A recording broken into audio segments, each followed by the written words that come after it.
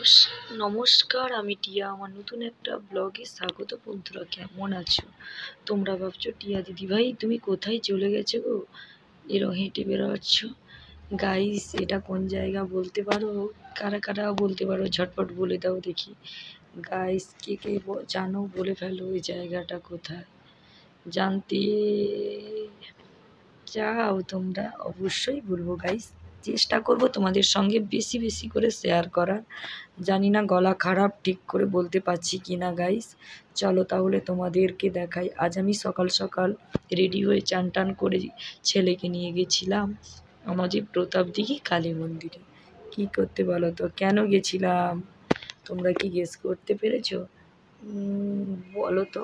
তার আগে বলে ফেলো আজ আমার এই লুকটা কেমন। হালকা পাতলা একটা সিম্পলভাবে মাথাটা বেঁধেছি। আর দেখো হাতে শাঁখা পলা, তারপর এই যে দেখো একটা সিনথেটিক শাড়ি পরেছি। কেমন লাগছে বলো? অনেক দিনের পর এই শাড়িটা পরা হলো। বেশ আমার তো নিজেকে ভালো ভালো মনে হয়, কারণ আমি ভিডিও করি না, তার জন্য মনে হয় না গাইস। সেটা একটু তোমাদের সঙ্গে মজা করলাম।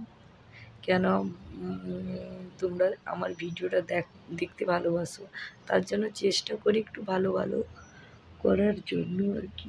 গাইস, আজকে আমার ছেলের জন্মদিন। হ্যাপি বার্থডে টু ইউ বাবাই, হ্যাপি বার্থডে টু ইউ সোনা।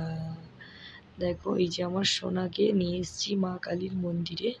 মা বাবানকে একটু পুজো দিব, একটু ভগবানের কাছে ভগবান গায়ে মানে বাবাই ঠাকুরের জল ছড়িয়ে নেব, সুস্থান বলে আর কি, ঠাকুর সেইখানে করব।